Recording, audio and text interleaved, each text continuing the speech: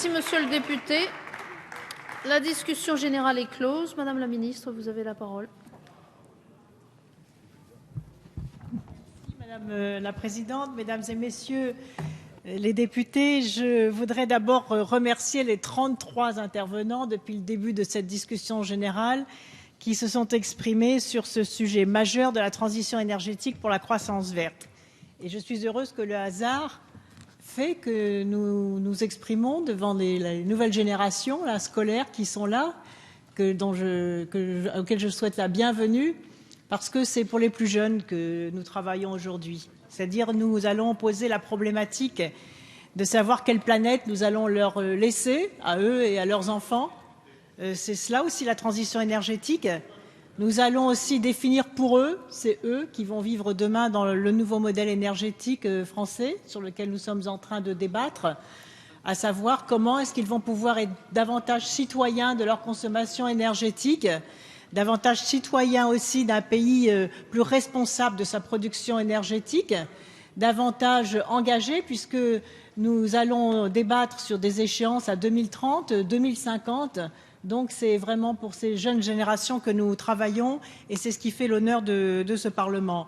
Et en même temps, nous le faisons en nous demandant quelles sont les actions immédiates que nous pouvons mettre en place. C'est cela que je tiens à souligner. C'est à la fois un texte qui nous invite à inventer de façon concrète le futur proche, mais aussi le futur lointain, et en même temps de nous donner les moyens d'agir tout de suite et même de suivre un certain nombre de territoires qui sont déjà en avance, d'entreprises qui ont anticipé cette transition énergétique, de citoyens qui sont déjà à l'œuvre sur cette transition énergétique. Et là aussi, c'est l'honneur du Parlement, c'est une façon citoyenne de débattre, à savoir comment nous pouvons, par un texte intelligent, généraliser aussi les bonnes pratiques sur ce territoire.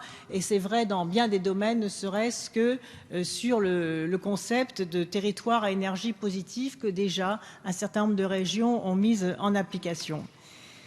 Alors, je voudrais d'abord remercier les députés de la majorité de leur soutien, en particulier les membres de la commission spéciale, avec les rapporteurs ici présents qui ont fait un travail remarquable sous la houlette du président François Brottes. Je crois que nous avons en effet très bien travaillé. L'opposition a contribué à ces travaux. Un certain nombre d'amendements même ont été votés par la commission spéciale. Un certain nombre d'autres amendements au cours de ce débat venant de l'opposition recevront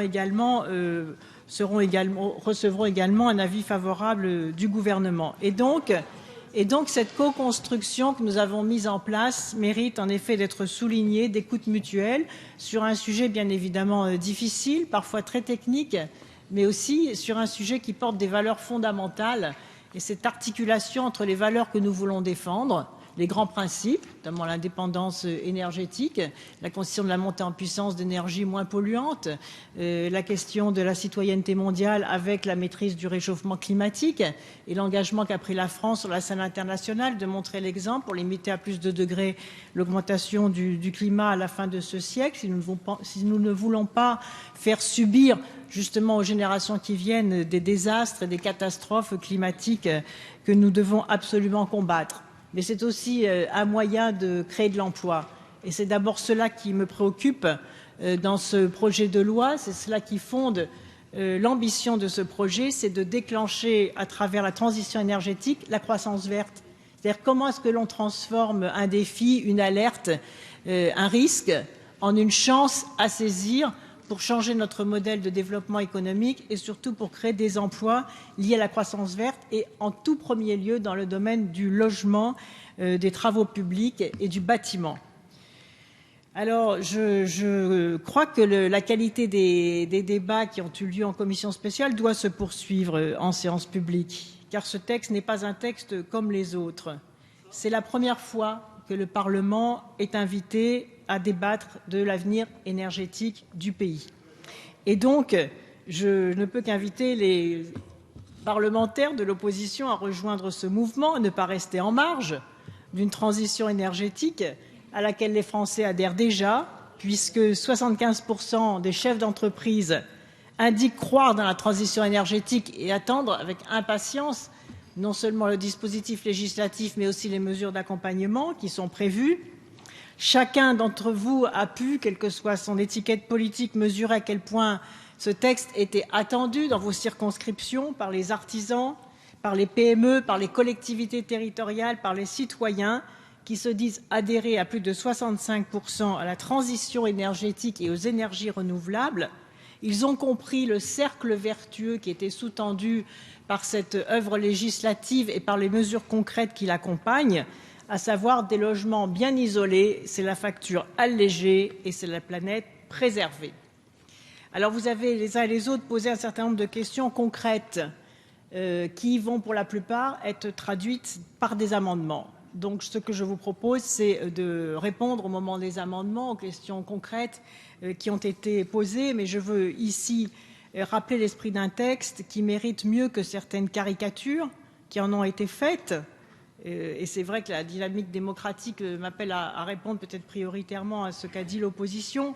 Ce que j'ai entendu, c'est que tantôt que ce texte était trop rapide, tantôt que c'était trop lent, ensuite tantôt que c'était trop ambitieux, tantôt que ce n'était pas assez ambitieux. Ce qui m'a frappé en tout cas, c'est que les critiques qui ont été faites, dont certaines sont tout à fait respectables, chacun a le droit de défendre son point de vue, n'étaient que rarement, pour ainsi dire jamais, accompagnées d'autres propositions pour redéfinir notre modèle énergétique.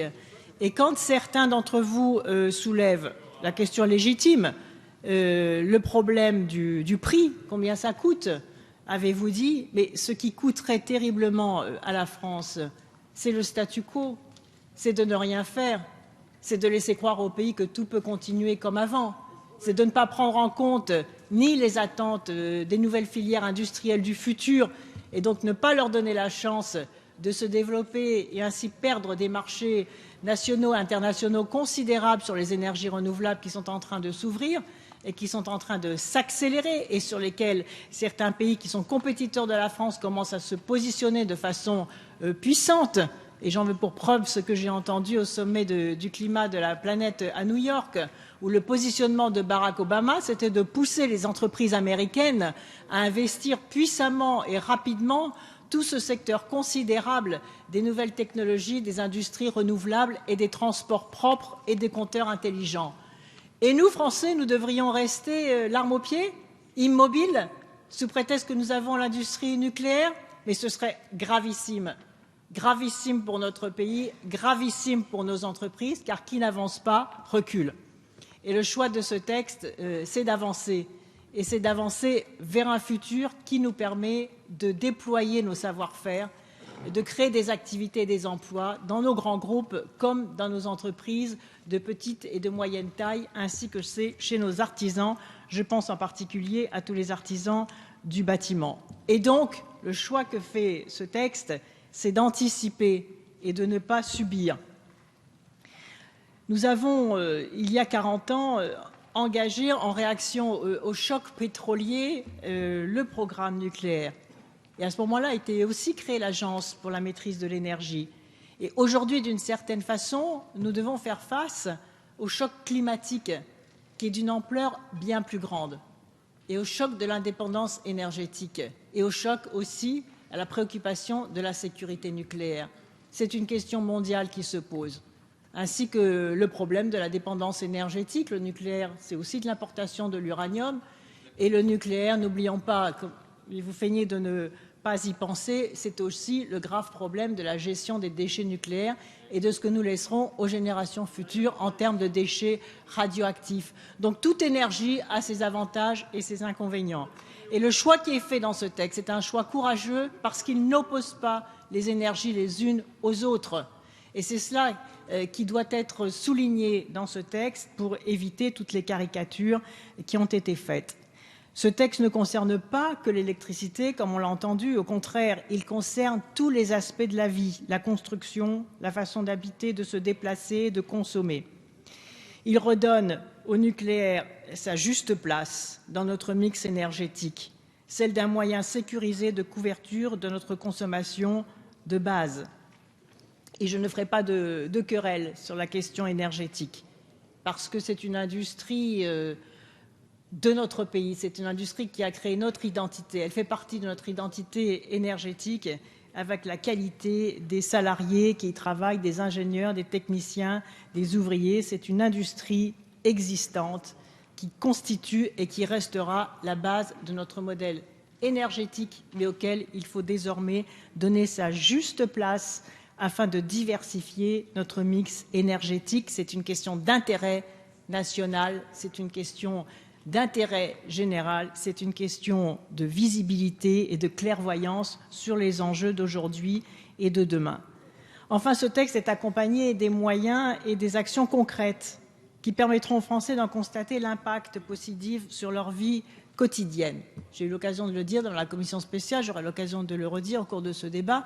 Ce texte ne se suffit pas à lui-même, c'est déjà un travail législatif considérable, mais il n'a aussi de sens que parce qu'il est accompagné des moyens de son financement, de la dynamique d'engagement des collectivités territoriales avec le partenariat avec les régions, en particulier les communautés de communes et l'ensemble des collectivités territoriales qui se mettent en mouvement. J'en veux pour preuve que le président actuel de l'Association des maires de France, Jacques Pélissard, a été le premier à signer l'emprunt de la Caisse des dépôts et consignations que j'ai mise en place sur une ligne de 5 milliards d'euros pour que les collectivités locales passent très rapidement les commandes aux entreprises du bâtiment et des travaux publics afin de les faire profiter de la transition énergétique. Ce qu'attendent les Français de ce texte, c'est d'améliorer leur vie quotidienne, de récupérer du pouvoir d'achat, je l'ai dit tout à l'heure, de baisser la facture industrielle, mais surtout, ce qui est en jeu aujourd'hui, c'est la structuration de puissantes filières industrielles à travers la croissance verte, porteuse d'avenir, et sur lesquelles je veux que la France soit la nation de l'excellence environnementale, de l'excellence industrielle, qu'elle montre le chemin, qu'elle puisse conquérir les marchés internationaux afin de se déployer économiquement sur l'ensemble de création des activités et des emplois. Et la France investit fortement pour accompagner cette transition énergétique, à la fois sur les 34 plans industriels du futur, donc 11 concernent directement la transition énergétique, le stockage de l'énergie, les transports propres, les énergies renouvelables, les compteurs intelligents, etc. Et la France peut devenir un modèle au plan européen pour définir aussi ce que les pays européens vont pouvoir mettre en commun en termes de recherche, en termes de filières d'investissement, et je pense en particulier au stockage de l'énergie qui va constituer la prochaine révolution énergétique dès lors que les pays européens auront été capables de mettre ensemble leurs moyens de recherche pour être les premiers à se positionner au niveau mondial sur cette question majeure. Pour terminer, je voudrais dire que la majorité d'aujourd'hui a su, lorsqu'elle était dans l'opposition, reconnaître les avancées proposées par le précédent gouvernement. À l'abri de tout sectarisme, elle s'est associée positivement au Grenelle de l'environnement qui avait été porté par Jean-Louis Borloo. Et aujourd'hui, le gouvernement entre dans ce débat sans esprit partisan. Il l'a prouvé lors de la commission spéciale. Toutes les initiatives constructives ont été les bienvenues. Elles continueront à l'être, quelle que soit l'étiquette politique des parlementaires sur tous ces bancs.